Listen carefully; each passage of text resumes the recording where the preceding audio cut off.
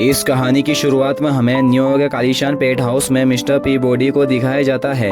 वैसे तो mister Peabody एक डॉग होते हैं, लेकिन ये दिमाग से बहुत तेज होते हैं और जब मिस्टर पीबॉडी छोटे थे तो वो डॉग्स वाले कोई भी काम नहीं करते थे, जैसे कि अपनी बॉडी को चाटना और बच्चों के द्वारा फेंकी गई चीजों को लाना, जिसकी वजह से धीरे धीरे डॉग एडॉप्शन सेंटर से सभी डॉग्स को एडॉप्ट कर लिया गया, लेकिन मिस्टर पीबॉडी को किसी ने भी एडॉप्ट नहीं किया। इसके बाद मिस्टर पीबॉडी ने खुद पर काम करना शुरू कर दिया और उन्होंने ग्रेजुएशन के साथ ही कई अन्य क्षेत्रों में भी महारत हासिल की और इंसानों की भलाई के लिए कई आविष्कार किए। इसके बाद मिस्टर पीबॉडी ने एक इंसानी बच्चे को गोद लिया, जिसका नाम उन्होंने शर्मन रखा। मिस्टर पीबॉडी शर्मन को एक जीनियस बच्चा बनाना चाहते थे।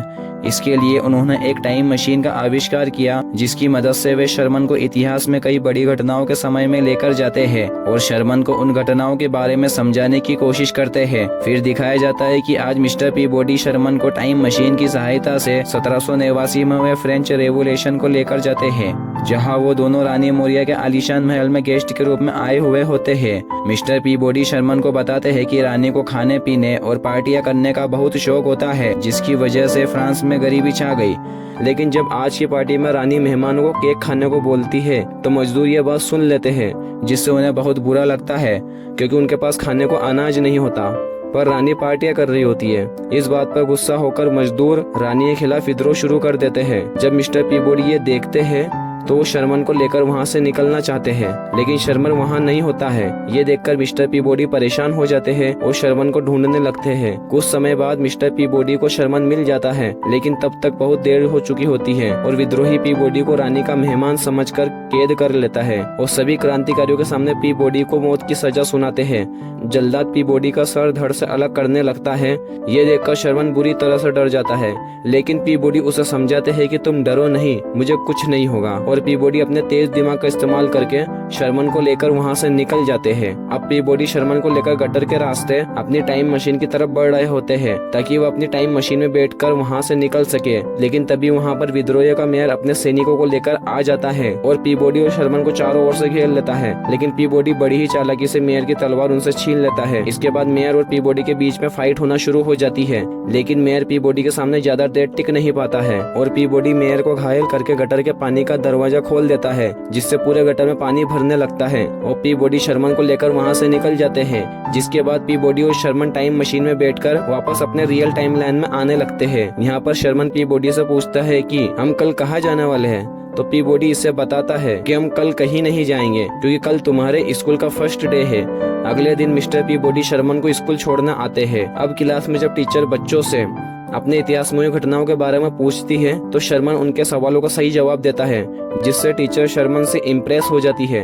लेकिन क्लास की एक लड़की जिसका नाम पेनी होता है, उसे यह बात बिल्कुल भी पसंद नहीं आती और जब शर्मन लंच टाइम में अपने नए दोस्तों के साथ बैठकर खाना खा रहा होता है कि तभी वहाँ पर पेनी आ जाती है, जो शर्मन को डॉग डॉग कहकर चिढ़ाती है क्योंकि शर्मन के पिता एक डॉग होते हैं। इससे शर्मन और पेनी के बीच में लड़ाई शुरू हो जाती है। अगले दिन प्रिंसिपल पीबॉडी को ऑफिस में बुलाते हैं और पीबॉडी को कुछ फोटोज दिखाते हैं जिसमें शर्मन ने पेनी को काटा होता है।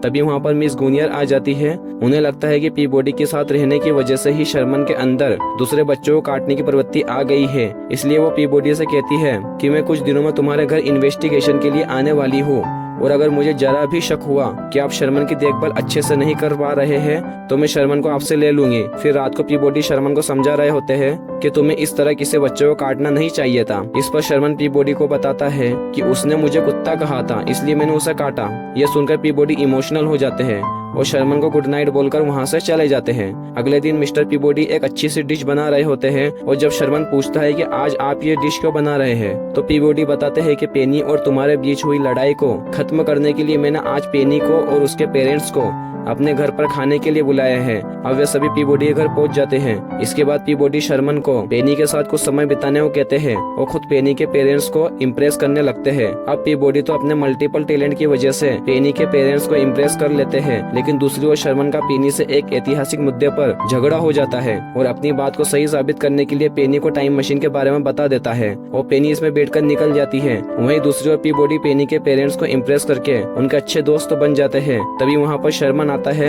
जो पीबॉडी को बताता है कि पेनी टाइम मशीन में बैठकर सन मिशन में फ्यूरो के समय में चली गई है। तो पीबॉडी बहुत गुस्सा होते हैं क्योंकि उन्होंने पहले ही शर्मन को टाइम मशीन के बारे में बताने से मना किया था। अब पीबॉडी पेनी के पेरेंट्स को हिप्नोटाइज करके शर्मन के साथ टाइम मशीन में 1332 BC मिशन में पहुंच जाते हैं। यहाँ पर वो देखते हैं कि पेनी की राजकुमार टूटनखामन से शादी होने वाली है। ये देखकर पीबॉडी पेनी को समझाने की कोशिश करते हैं कि तुम ये शादी मत करो और हमारे साथ घर चलो, क्योंकि टूटनखामन की मौत उनकी जवानी में ही हो जाएगी। लेकिन पेनी इनकी बातों को इग्नोर कर देती है। लेकिन जब पेनी को ये पता चलता है कि मिस्र में राजा के मरने के बाद रानी को ही मारकर उसके साथ पिरामिड में दफना दिया जाता है तो वो डर जाती है और पीबॉडी के साथ वापस घर आने के लिए तैयार हो जाती है। लेकिन जब तक काफी देर हो चुकी होती है और मिस्र का खलीफा पेनी को जबरदस्ती टूटनखामन से शादी करने के लिए ले जाता है और पीबॉडी को शर्मन के साथ एक पिरामिड में कैद कर देता है। लेकिन पीबॉडी अपने तेज दिमाग का इस्तेमाल करके पिरामिड के पजल को सोल्व करके शर्मन के साथ उस पिरामिड से बाहर निकल जाते हैं। वहीं दूसरी तरफ हम देखते हैं कि पेनी की टूटनखामन से शादी होने वाली है और खलीफा शाही तलवार से पेनी के हाथों से खून निकालने वाला होता है ताकि ये शादी संपन्न हो सके।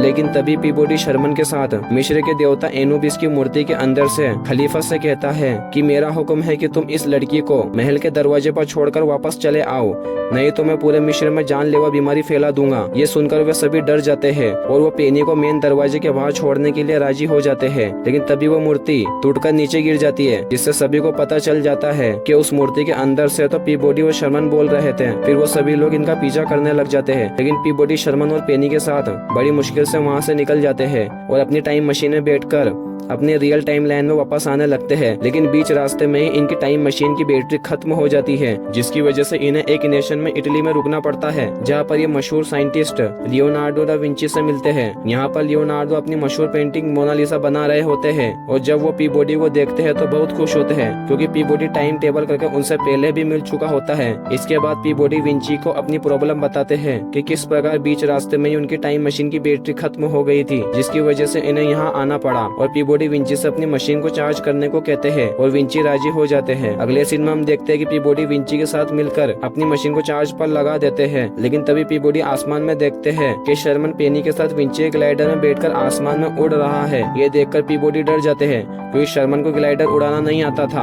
और अगले ही पल ग्लाइडर क्रैश हो जाता है और शर्मन पेनी के साथ नीचे गिर जाता है। अभी यहाँ पर विंची भी आ जाते हैं जो शर्मन से बहुत खुश होते हैं क्योंकि विंची को नहीं पता था कि उनका ग्लाइडर उड़ सकता है। लेकिन तभी पीबॉडी शर्मन पर गुस्सा होते हैं। इतने में इनकी टाइम मशीन भी चार्ज हो जाती है और फिर ये तीनों टाइम मशीन में बैठकर वहाँ से आने लगते हैं और इस प्रकार वो अपने रियल टाइम लाइन में पहुंच जाते हैं। अगले सीन में मिस्टर पीबॉडी शर्मन को उसके स्कूल में छोड़ने जाते हैं और अब इन दोनों के बीच में पहले से कई ज्यादा अच्छी बॉन्डिंग बन गई होती है और वे दोनों अपनी लाइफ में बहुत खुश रहते हैं और फिर यहीं पर इस मूवी की हैप्पी एंडिंग हो जाती है। सो गाइस, अगर आप ऐसी और भी वीडियोस देखना चाहते हैं तो हमारे इस चैनल को सब्सक्राइब कर लीजिए और बेल आइकन पर क्लिक कर दीजिए।